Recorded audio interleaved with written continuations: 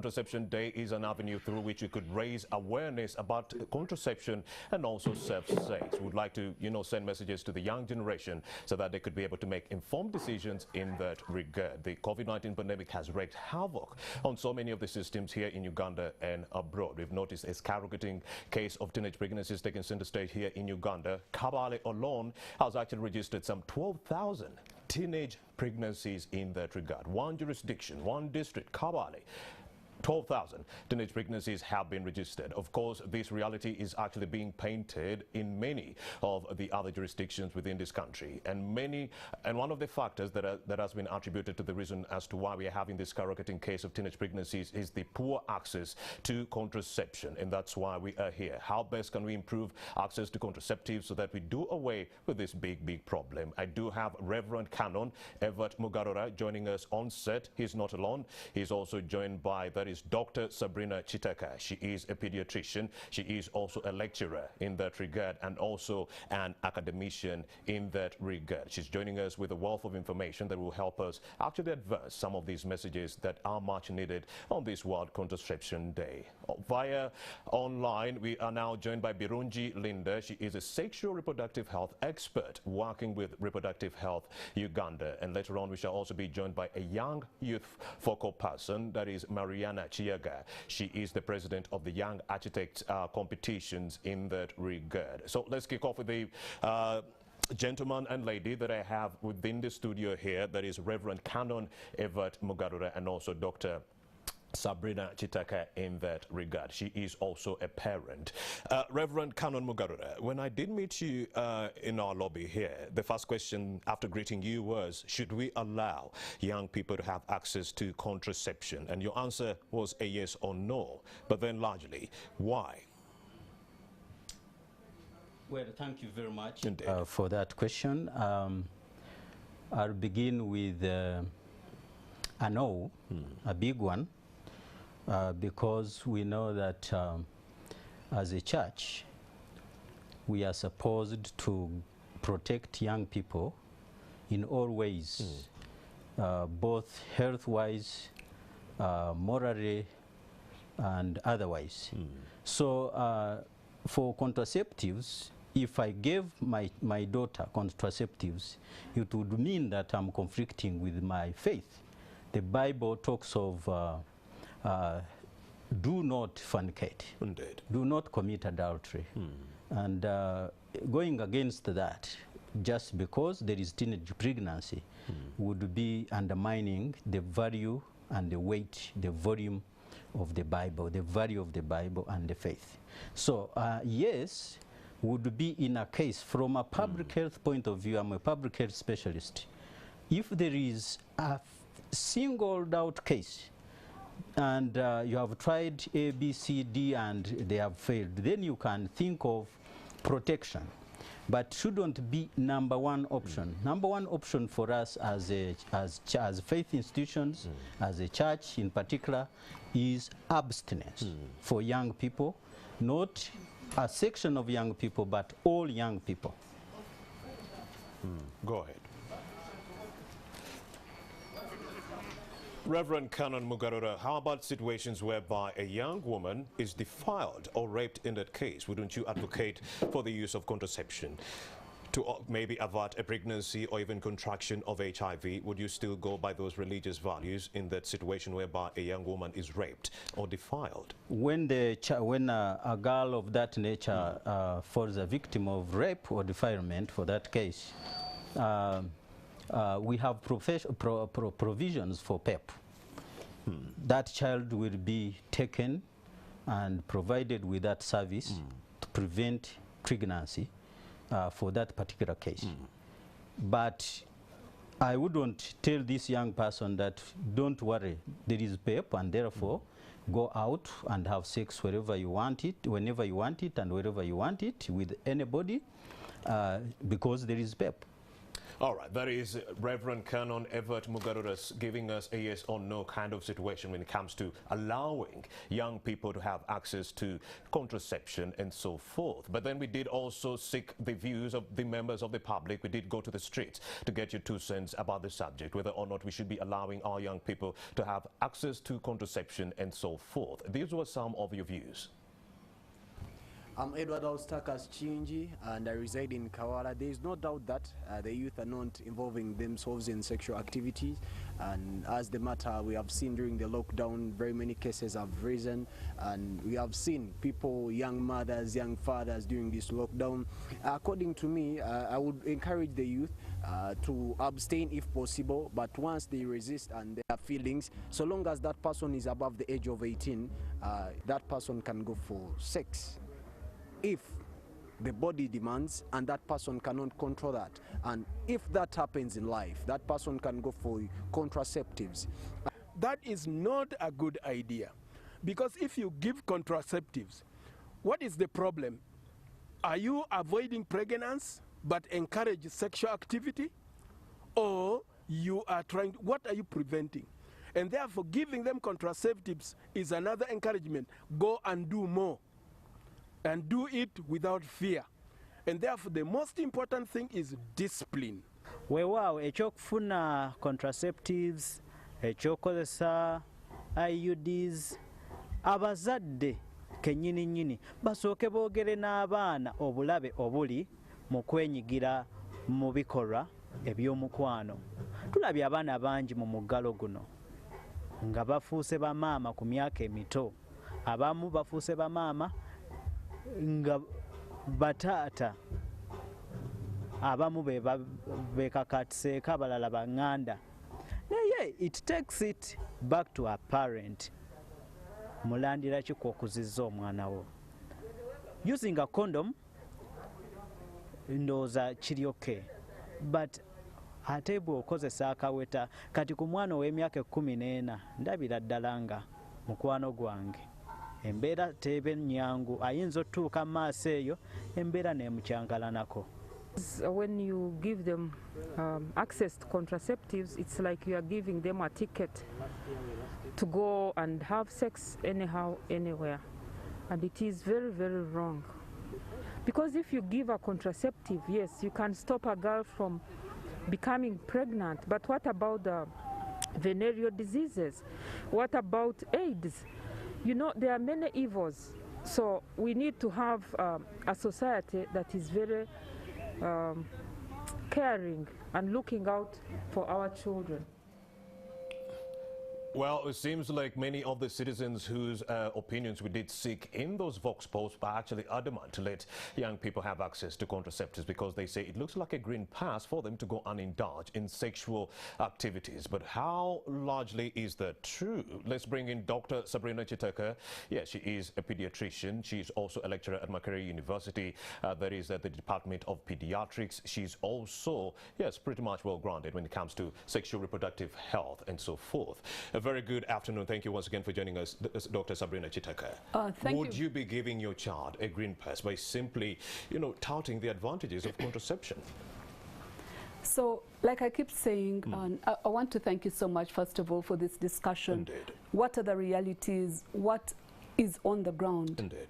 What is on the ground, unfortunately, is that young people are having sex. Yes. And they're having babies. We know that the data from this country is nothing to write home about. 1 out of every 4 girls is pregnant by the age of 18. And we know that during this lockdown, lots of girls have become pregnant. We were having this conversation as well, that yes, girls are getting pregnant. I'd like to differ from what people have said before. Indeed. I want to say that contraception is not actually the act of giving the young person the contraceptives, Indeed, but giving them information and knowledge and helping them to understand that if they indulge in sexual activity, then they bear the brunt of those consequences. Contraception per se does not prevent you from getting a sexually transmitted infection, and we know that there are so many sexually transmitted infections which can also be spread through kissing. So young people need to be responsible, but I like the guy who said the parents Parents, it's our responsibility to talk to our own children about the dangers of early indulgence, the consequences of having sex early, that you could become pregnant, you could get an STD, you could get an STI that could also prevent you from becoming pregnant later on when you get married. So I want to go with a flow that says contraception includes providing knowledge and correct knowledge. Obviously, yes, it is true. As Christians, we must prevent our children from indulging in sexual activity before they get married. But the reality on the ground is there are many, many children who are getting pregnant, who are indulging in sexual activity. How do we deal with that group of young people? So it's ideally not about a parent handing over this morning after pill to the child, but passing on information. Passing on, that correct. in the worst case scenario, when you get involved in any sexual activity, this is what you should be doing, ABCDs. And by the way, contraception includes using double methods, condoms and pills, Indeed. but also using long-term contraception. But we know very well that prevention of sexual activity is the biggest contraceptive. If you don't indulge in sexual activity, then what do you need a contraceptive for? Prevent the activity. But young people will not prevent that activity if they don't know what the consequences are. And the consequences are dire.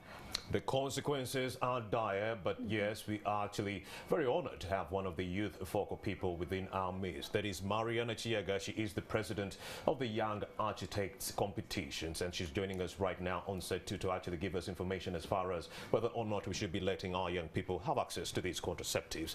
Mariana Chiaga, would a parent be giving you a green card to go and engage in sexual activities by actually giving you information about contraception and so forth? Do you think access to contraceptives is a viable solution in that regard? When you say if my parent gives me information about contraceptives, they're giving me a green card, I would like to differ, because we all know that young people are in different environments. They grow up in different situations. So take for instance a young girl living in a rural area that is also a slum, and he or she is seeing very many people using sex to earn a living, the people we call sex workers. So if I'm a parent and I don't give this young girl the right information and telling them that if you do this, you will get this, I'm not simply giving them the information. I'm not simply giving them the green card to go and say, oh, okay, then now that you know that there is the morning after pill, after sex, giving them the adequate and relevant information so that even in times when I'm not there, they are ready to do what will protect them from maybe getting an early pregnancy or even an STI or an STD. As we veer into this conversation on access to contraceptives, do you think it is a viable solution as it is? Because Reverend Canon Everett Mugarara would beg to differ, but you as a youth focal person, would you agree that this is a viable solution to help us cap the teenage pregnancies? Yes, it is. Because given the fact that even we are looking at the overwhelming numbers of teenage pregnancies, even given the fact that we are no longer in the 1900s, we're in the 21st century, our parents will like to disagree that their children are having sex. They do not want to hear that my child is sexually active, but the reality is that young people are having sex, whether they like it or not. And the sad bit is that these young people are either having sex with their fellow young people or with their uncles or with their relatives or people that are disguised as guardians. So if we give them this information, they will know that yes, if anything happens, I will maybe take a pill, postina, and prevent the pregnancy. Or I will ask this person if I am being coerced to have the sex, I will ask this person to seek protection, to put on a condom so that I can prevent the consequences that come thereafter. Mariana Chiaga is the president of the Youth Architects Competitions. Via online, we have Miss Birungi Linda. She is a sexual reproductive health expert working with Reproductive Health Uganda. A very good afternoon once again, Miss Birungi. Thank you once again for joining us. We would like to get your 2 cents on whether or not we should be allowing young people to have access to contraceptives. Well, Ms. Birungi, Please turn on your mic. You seem to be muted. Go ahead. Not mute. Okay. You're live. And you went back off.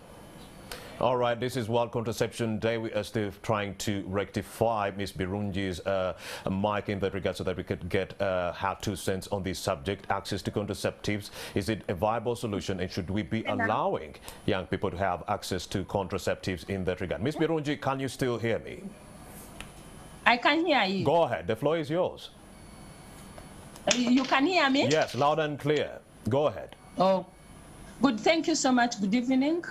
I would say contraception for young people. I will agree with Marianne and Dr. Sabrina. All right. How so? People are actually having sex. So should we allow them to go and have pregnancies that they are not even ready for? I am not saying they should go for family planning, but what is our duty? We as providers, we as the community, and we as parents. Yeah. The most important thing is we need to sensitize. Let's allow them to access information, sensitize them, address their fears. Sometimes they are actually going into some of these things, like having sexual intercourse, because they have not been informed. They are lacking knowledge. They are actually running away from the fact that we don't want young people to access family planning. They are getting the family planning, believe me or not, but they are getting it the wrong way, without information. But if we allow them to access and get to the rightful providers who have enough knowledge to address their fears and give them information, maybe they will even relax a bit and stop having unnecessary sex, as they encourage them to avoid sex maybe before marriage and concentrate on their books. Let's encourage them to go to the places where they can. That's me as a provider. That's what I think. As much as we keep running away from the fact that we don't want them to use contraceptives, I think it is not helping them. It is instead pushing them into those other bad acts we are trying to fight. And before we know it, we are having many teenage mothers, and it's not helping our country. Let's allow them, encourage them where to go to the health facilities, and then the providers will do their job. Those providers are mothers, they are parents, some of them are actually community leaders.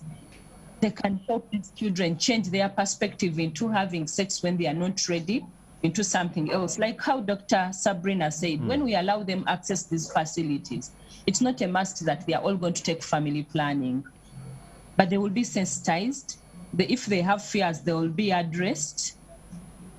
There's what we call youth-friendly services. If they land to a good provider, a provider who is actually going to give them adequate information and knowledge, I am very positive that we are going to, if we continue working together as community, as parents, as providers, we will have lower numbers of teenage mothers.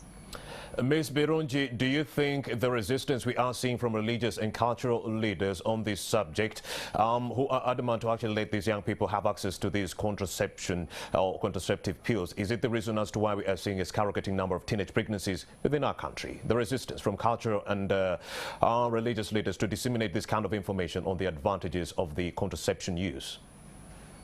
I would want to think so to a certain percentage, because if me and the religious leader, we work hand in hand and we know how to handle this and encourage these teenagers and young people to do the rightful thing, if the religious leader does his or her part in the church and encourages them to avoid sexual intercourse until they are married, meanwhile, as they also come to me, I also do my part, I think we will have a better generation than just running away and just encourage them not to go, and yet they are actually sexually active.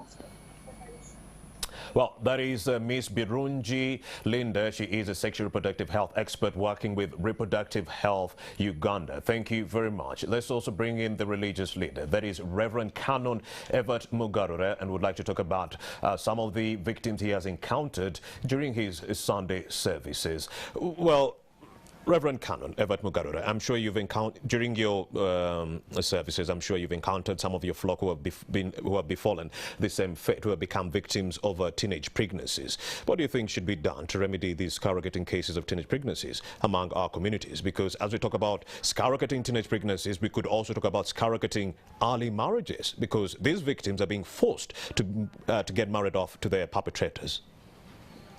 Thank you very much for that. First of all, I want to put a disclaimer that religious leaders are just out there resisting access to information regarding issues of sexual reproductive health. That is not our position. Our position is that if we have to provide that information, it must be provided in the context of our faith, which we are denied. And once we are denied that, we will be read as resistant. That is not our position, that we deny children or teenagers the information they need, but it has to be in the context of our faith. And by context, if you give us the opportunity without overriding over us, and allowed us to do that, you would be shocked. I want to tell you from experience. Yes. I started a youth program back in 1990s on HIV and AIDS. Yes. And that time, the only message and the only language that was, if you never talked about condoms, then you were not addressing HIV and AIDS. And here I was, a young person, a reverend, in charge of young people in the whole country. Right. And I'm supposed to talk about condoms and even promote condoms among young people. Yet my Bible, my religion says, do not fornicate. How did I balance the two? Go ahead. What I did, I provided facts about condoms. Right. But I had to put it in the context, crown it in the context of faith. And to the shock of those who criticized us, they were amazed to find that most of the young people who had even started having sex out there chose abstinence. And when you hear of ABC and D and plus in Uganda, who were the architects of that? It was the faith together with other players. But we influenced A and B. We went for a review, and this doctor I cannot mention here, from USID, was on us and saying, you religious leaders, you are doing nothing, we have funded you, you are wasting our money because the condom use has gone down.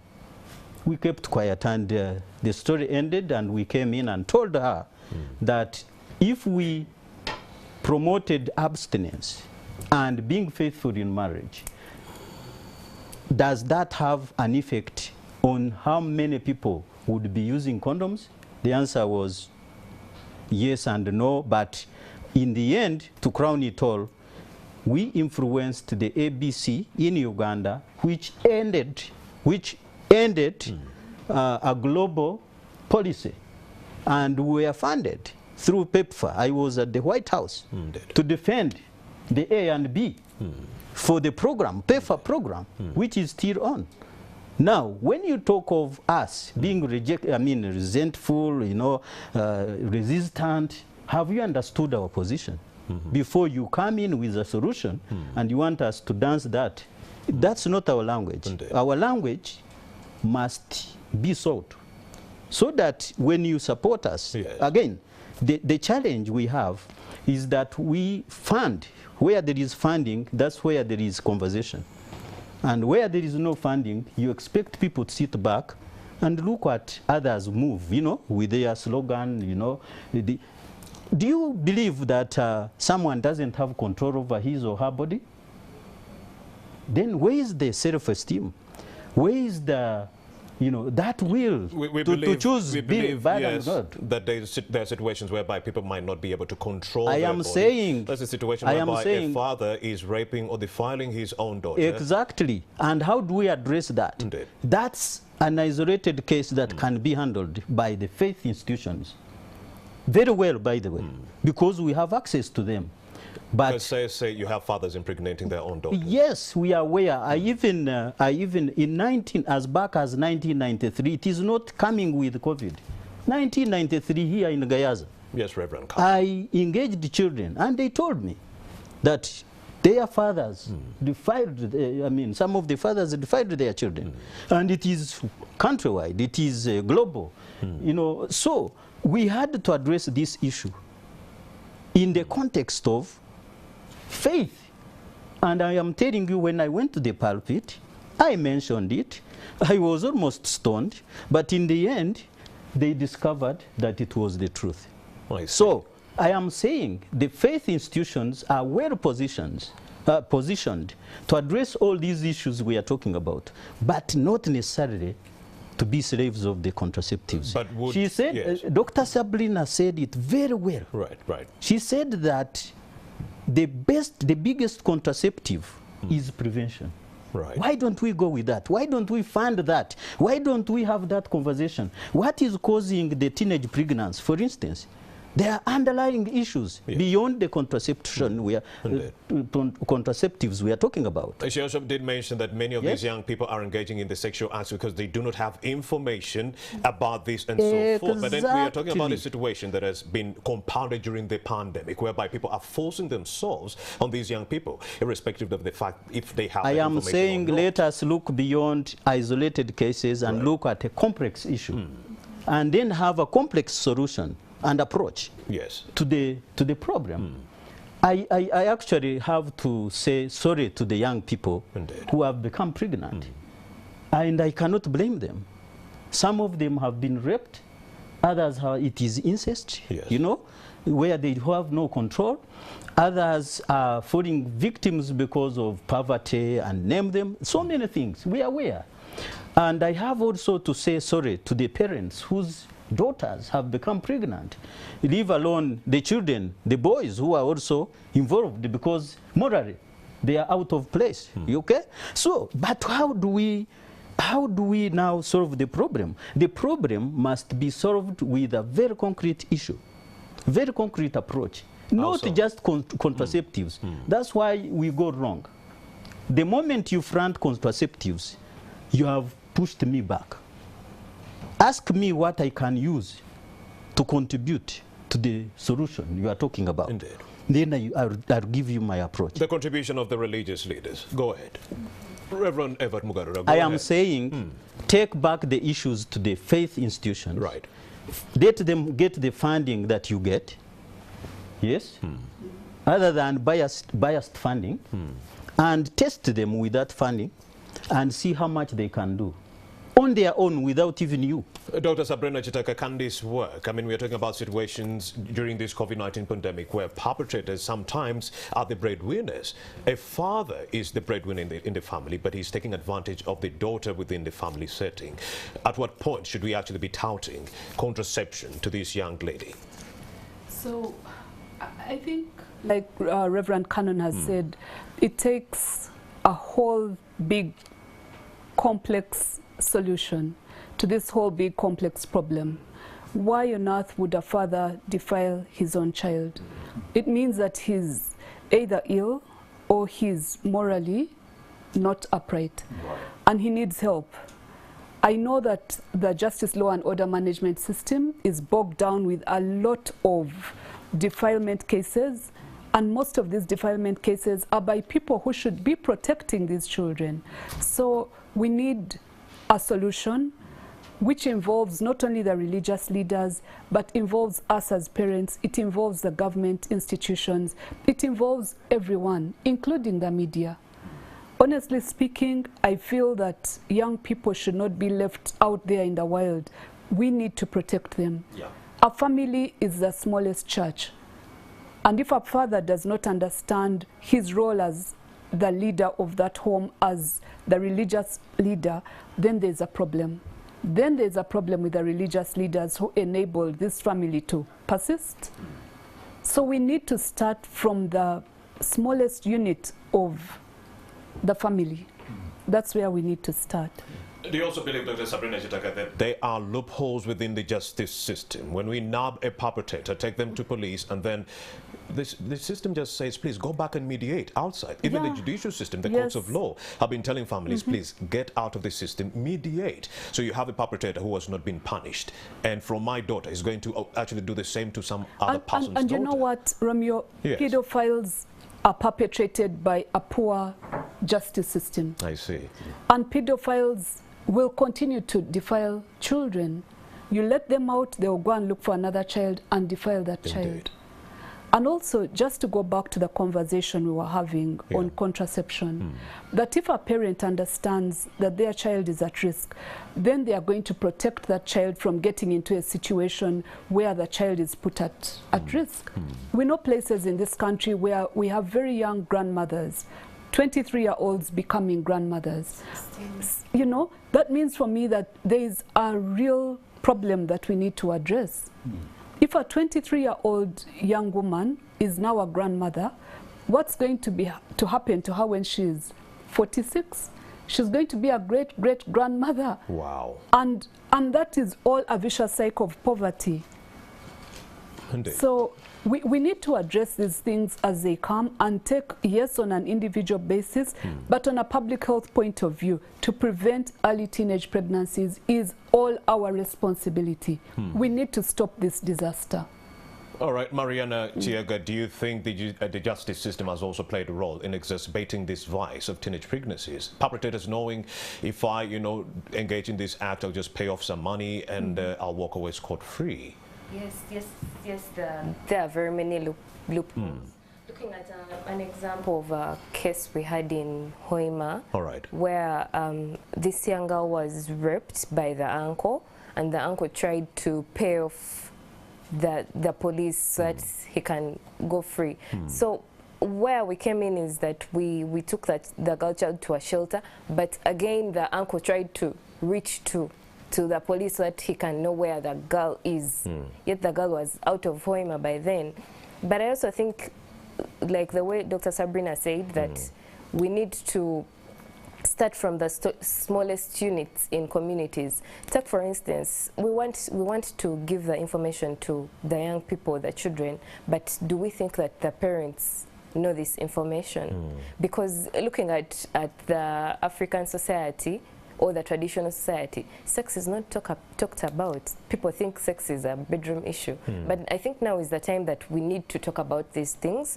Let's call a spoon, not a spade.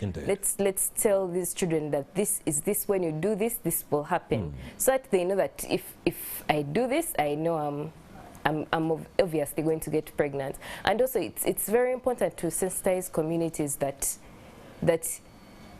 if maybe if I find myself that I've raped or defiled a 16-year-old, the justice system is strong enough to find justice for this young girl.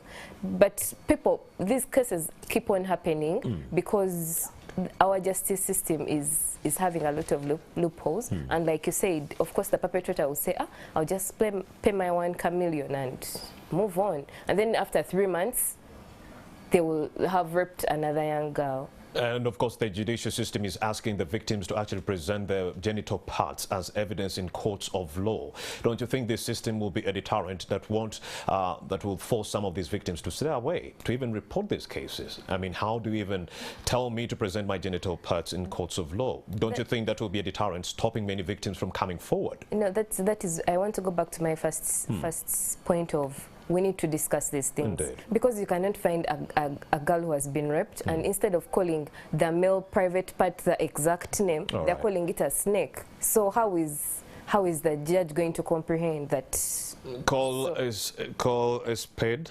Yes, let's call not a spoon. Yes. We have to be careful. All right. Again, You know, information is also age appropriate. Indeed. Sure.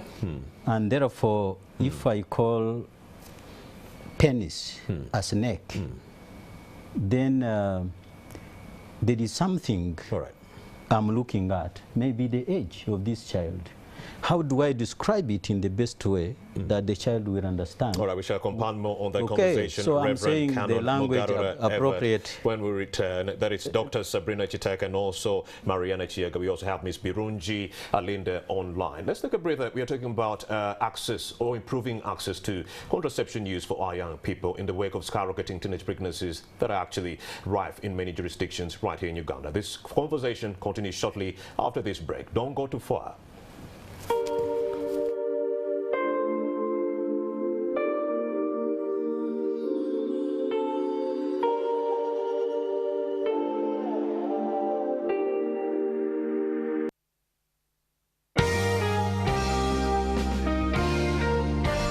The first decade of the HIV epidemic in Uganda, everyone was either infected or affected by the disease. It claimed lives and many lost their parents, children, friends, and neighbors. However, HIV prevalence declined from 21% to 9.8% between 1991 and 1998. The country was hailed internationally for its efforts in reducing the spread of HIV/AIDS compared to other African states.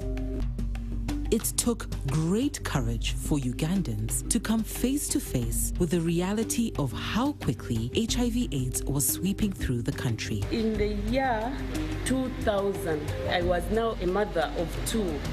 And when I tested HIV positive, it was at AIDS Information Center in Imbarara. How I came to test for HIV, it's because my baby girl had eczema. You can do your part in the fight against HIV/AIDS by using condoms, getting regular tests, and if found positive, being honest about your status with your partner.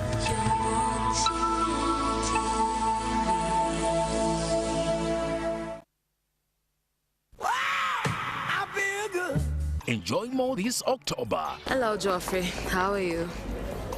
You haven't changed one little bit, Joffrey. This must be a new plaything. Oh, yes. Enjoy more drama. The last thing I wanted was for you to find out that I had a son with Eladio. I swear it. More laughter. Hola, yo soy Matilda. More love. I decided that I would give Rustino a chance. I'm so happy for you, Clara. You have always been in love with him. More action. You can't run away? What is wrong with you, huh? As always, predictably, you start talking nothing but nonsense. More intrigue. Hanging around the toilets as usual, Joff. This has gone too far, Zahara. I don't seem to understand how you do it. But everywhere you go, you spread trouble and strife. Are you still seeing my husband? No! Starting this October, Jikulumesu will air on Saturday and Sunday at 8 p.m. Love and Wealth will air on Sunday at 10 p.m. Falling Over Love will air on Tuesday and Wednesday at 10 p.m. and 10:30 p.m. respectively. NTV keeps on giving you more.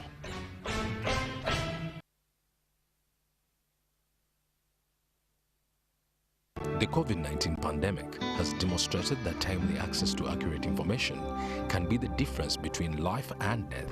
Africa Freedom of Information Center, AFIC, in collaboration with the Ministry of ICT and National Guidance, invite the general public to the commemoration of the International Day for Universal Access to Information on 28th September under the theme, Right to Know, Building Back Better with Access to Information. The event will be broadcast live on NTV Uganda, AFIC, and UN Human Rights social media platforms under the hashtag Right to Know, hashtag Access to Info Day from 10 a.m. to 1 p.m. The Right Honorable Jacob Olanya, Speaker of Parliament, will officiate the function. This event is supported by Office of the United Nations High Commissioner for Human Rights, UNESCO, Africa Union, and Twaweza East Africa.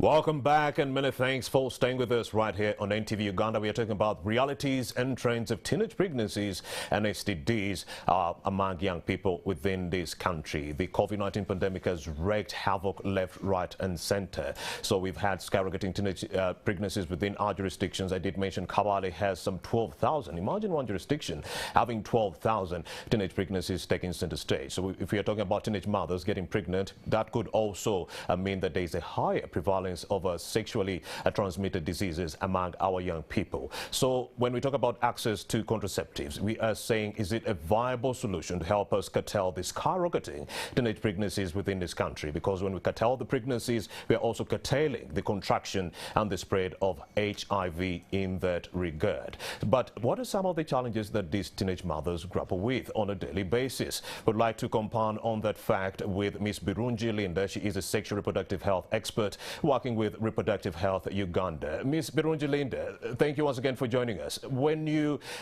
as Reproductive Health Uganda, you've interacted with these young mothers on a daily basis. When they come to you, what are some of the challenges that they talk about? Linda, what are some of those factors or challenges that force them or led them to becoming pregnant? She's muted. Ms. Birungi, your mic is muted. We would like to get your 2 cents on the challenges that are actually affecting many of the teenage mothers. When they come to you talking about those challenges, what do they say? What are some of those challenges that force them or led them to becoming pregnant? Yes, you're back online. Some of the challenges, of course, distances, like we see so many young girls are getting pregnant, like we've been listening from the media in the East. Some of them are just not taking records, but actually young people are giving birth. They are getting pregnant when they are young. But maybe because they what are those, Ms. Birungi, the question was, what are the push factors behind the skyrocketing number of teenage pregnancies within our country? That's what I'm coming to. That's what I'm coming to. All right, okay. Yes. One of them we discussed was lack of knowledge. They don't know where to go. They don't know facts about some of these contraceptives. Yeah. They don't even have, like, say they are staying long distances, those in the villages, they can't access to health facilities, but sometimes they can also be, I mentioned something about youth-friendly services. Sometimes it can be the providers with their negative attitudes. We have listened to some of the things here. People are disagreeing with some of us that we should not encourage young people to access contraceptives. That means there are also service providers who are mothers, and when they look at these young people, they look at them as young people, and they are not in the same thinking that, like we are thinking that we should allow young people to access services. So when they go there, the attitudes of the providers also push them away to access some of these services. Sometimes there are even fears. Sometimes there are also myths and misconceptions. The more reason why I'm saying we should allow young people to go and access contraceptive services, not necessarily to get services, but also be given knowledge, to be informed about what they are talking about. Ms. Birungi, the $64,000 question pertains to whether or not contraception use will help us curtail the skyrocketing number of teenage pregnancies. Is this the magic bullet that we are seeking? Come again, I didn't hear your question. The $64,000 question pertains to the fact to whether or not contraception use is the magic bullet that we need to curtail the skyrocketing number of teenage pregnancies. Is this the magic bullet we've been waiting for? Yes, maybe it's the magic that will help us reduce on the numbers of teenage mothers who are conceiving when they are not ready. We are finding children who are 14, 16 years pregnant, you know?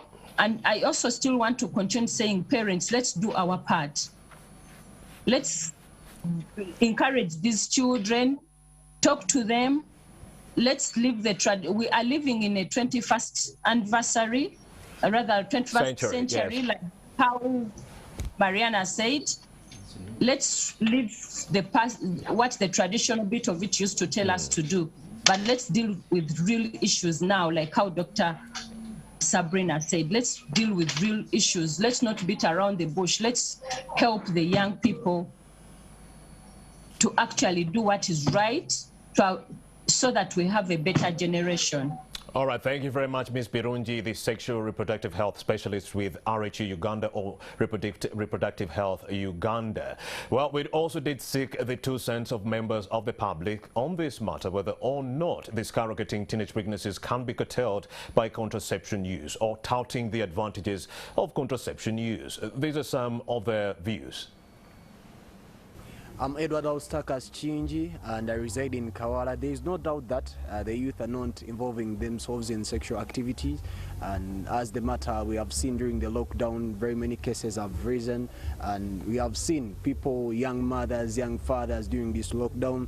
According to me, I would encourage the youth to abstain if possible, but once they resist and their feelings, so long as that person is above the age of 18. Not a good idea. The most important thing is discipline.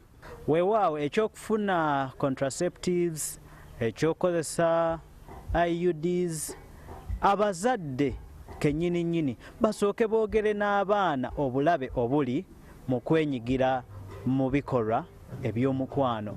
Tulabye abaana bangi mu muggalo guno nga bafuuse bamaama ku myaka emito, abamu bafuuse bamaama nga bataata, abamu bekakatiseeko, abalala baŋŋanda. Naye it takes it back to a parent. Mulandira ki kw'okuzizza omwana wo? Using a condom ndowooza kiri okay. Because if you give a contraceptive, yes, you can stop a girl from becoming pregnant. But what about the venereal diseases? What about AIDS? You know, there are many evils. So we need to have a society that is very caring and looking out for our children. When we show them the measures, they will instead go for it, and it will divert them from schools, and they will think it is the right way to go. I do not think it's appropriate for adults to be giving condoms to young people, even if it is said that it's important to do so. I understand if you give them the condoms, then fewer people will die from illnesses that are related to activities, sexually related activities. I think the answer to that question shouldn't be a yes or a no, because our culture does not allow for young people who are not yet married to be engaging in sexual activity. And yet, on the other hand, I also know that there are young people who are hard-hearted and will not listen and to sound doctrine. So when you tell them, please behave yourself, wait for marriage until you are married for you to start engaging yourself in sexual activity, when that doesn't happen, then I can understand when certain scientists come in and say, please give the young people contraceptives. But in my own view, I say that a young person instead should be taught that it's important and much better to wait until they are married. There are more benefits in waiting. Yes, I know there are many young people who are taking efforts to protect themselves. But also, young people need to know, where do you protect yourself? You don't take yourself in a place where you are vulnerable, in a place where the hungry hyenas are, and you go there, and they will grab you from there, because some of them are ready to rape. Others are ready to, sometimes they just begin touching you inappropriately, and your body electricity begins to work out, and then afterwards you are tempted. By the time you wake up, it's done. Therefore, be careful, protect yourself, put boundaries around yourself. Boundaries are very important. I think they do, and mostly, you know, whenever you keep your mind busy. For me, I'm a youth, but what I do to keep my mind busy is to, at least, I'm a sportsman. I go for sports, I read books, and I also encourage other youth to do the same like me, and to get like groups that are developmental to them. We always get friends, but they're not developmental to us. So let us get people who add value on us. Yes, abavubuka abamu batuta obuvunaanyizibwa okwekuuma. Naddala olinga alimu eddiini, nga omwana akuze abuulirirwa nti this and this si kirungi tukyewale, n'obeera ne self control. Abantu abo gye bali abasobodde okwekuuma. If you feel your sexual urges are so much, learn to do exercise. Learn to get other things that distract you from listening or putting your attention on your body urges. But do something and pray to God that God Giving us their 2 cents on the skyrocketing teenage pregnancies in Uganda and whether or not access to contraception is the magic bullet. Many of whom are actually touting abstinence in that regard. But in the wake of skyrocketing teenage pregnancies, it means abstinence is not working. So in the wake of abstinence not working, what is the magic bullet? That is contraception use in that regard. Let's also bring in Dr. Sabrina Chitaka, a pediatrician, a parent, and also a lecturer at Makerere University's, that is, Department of Pediatrics. Dr. Sabrina Chitaka, the role of the parents. One too many times parents have neglected the conversation on sexuality education. Pre-pandemic, they had said it is the teacher's role to actually advance this kind of information to the young learners or their children. Do you still think or believe this role should be neglected to the parents? In other words, what is the role of the parents in trying to curtail this vice that we are seeing right now? Oh, thank you so much. And I'm glad that we are talking about this on the World Contraceptive Day. Indeed. Because the World Contraceptive Day is supposed to raise awareness for decision making for women and even men on contraception, that women should have children when they can afford them. Families should have children when they can afford them. They should plan for them. And so for us to have this conversation about children having children should actually be a shame on us, actually. We shouldn't be letting children have children because it's a problem. I run an adolescent clinic at Mulago and we take care of children 10 to 19 years. And it beats my understanding and it hurts me a lot when I receive a 16-year-old who's pregnant, whose parents want to throw them out of the house, when I receive a 17-year-old who's pregnant and the parents want to throw them out of the house. Who are they blaming? I think the blame should be on those parents. Those who did not talk to that child about prevention of pregnancy, those parents who did not talk to their child about attending the adolescent clinic when the child turned 10 years of age, so that they could start having this conversation about prevention of risk. In the adolescent clinic, and which I expect of many youth-friendly clinics, is that we promote risk reduction. And risk reduction in things such as early teenage pregnancies, acquisition of sexually transmitted diseases, suicidal tendencies. There's a lot that happens to the teenager. And that teenager spends most of their time with their parent now, especially during the lockdown. Before we used to say children spend 60% of their time in school. But COVID taught us the right way, that come on parents, you are actually supposed to be the first teachers, you're supposed to be the first counselors, you're supposed to be the first go-to nurse, go-to doctor. And in that respect, Dr. Sabrina, do you think parents should be cognizant of what kind of information or, you know, content their children are accessing on the internet? And that's where I'm coming to. Parents, we need to style up. We need to educate ourselves. We need to unlearn and relearn how to be teachers, how to be counselors, how to be chefs, how to be professional teachers, and so that we can help our children grow. For some children, they've been out of school for 18 months and they are stuck with their parents. And it is the parent who has to teach them about the birds and the bees. I keep teasing some parents that, you know, it's time to start talking to your son about sex and sexuality. And they're like, how do I start that conversation? So we parents style up, get involved, get engaged, and also learn how to talk to our children the best that we can. Say something about the internet. The internet is a disaster. It's a scary place. Indeed. And as long as we don't have a conversation with our children on how to use the internet properly, we are going into a disaster. They are taking a look at content on the internet and they want to actually experiment on the same and Romy, I with their also brothers want to and say sisters. It's not only the internet, but also the media The media. The movies we show, the sexual movies scenes that are so shown, the sexual scenes, the things that kids read. But it's up to us as parents to explain to our children. All right. We've had scenes where, you know, you have to put the child on the side and start explaining to them that, you know what, this is happening in that family on TV, but it doesn't happen in our home. Thank you very much, Dr. Sabrina Chitaka. Yes, a parent and also a pediatrician. Let's also bring in Reverend Canon Everett Mugarura. Recommendations, if you will, Reverend Canon, on how to curb these skyrocketing cases of teenage pregnancies. Because for yourself, it is a yes or no situation on contraception use. So what else could be done in your regard besides use of contraception to curb the skyrocketing teenage pregnancies and also clamp down on the STDs that have taken center stage among our young people? Thank you, moderator. First of all, I want to highlight it here that abstinence has not failed. Yes.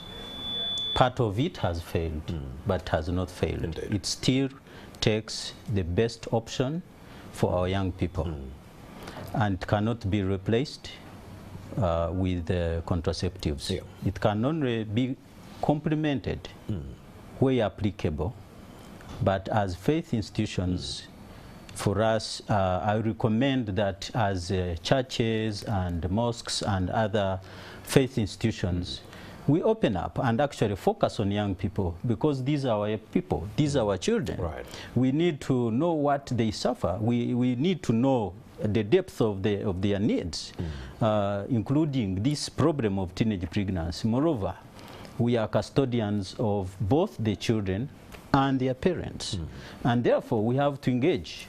We have to engage the parents, we have to engage the communities, we have to engage the children themselves, because I'm hearing here talking about children, and we are not talking about the role they have, the responsibility they have. The children have a responsibility, and they have to be on the forefront. Listen to me. They have to be on the forefront of defending themselves before the parent, before the religious leader. We need to equip them. To what extent have we equipped these victims of the same you are talking about? Indeed. We have neglected them, and therefore we are seeing the repercussion of that. So it is a role of the parents, it is the role of the religious leader, it is the role of the government, so that we can work together as a team and address issues that affect our young people and give them a better life and a better future.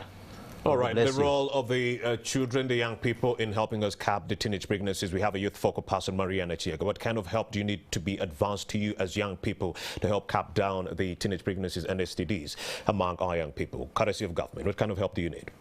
I think the help they need is age-appropriate information. Indeed. The government also needs to implement the policies they allegedly say they are drafting. Yes, we know these policies are there, but we need them to be implemented. Just like you mentioned in Kasese, the numbers of teenage pregnancies are overwhelming.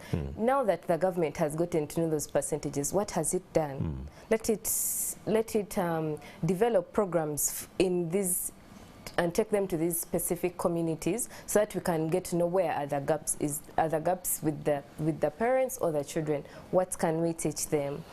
Also, the government should ensure that there are the guidelines for age-appropriate contraceptions. Given the fact that we are talking about them today, we should know that if a girl child knows all this information, she can make the right decision. Mariana Chiaga, thank you very much. It wouldn't be right to end this conversation without giving a few seconds to Miss Birungi Linda online to talk about what kind of recommendations there are from RHU Uganda. Linda, are you still there? Yes, please. Recommendations from RHU in a few seconds, please. Yes, thank you so much. My conclusion would be, let's just encourage young people to access especially information on SRH. SRH information, let's allow them access, but also encourage parents to play their role. That's all I can say. All right, many thanks, Ms. Birungi Linda, a sexual reproductive health expert with Reproductive Health Uganda. Reverend Canon Everett Mugarura, thank you very much.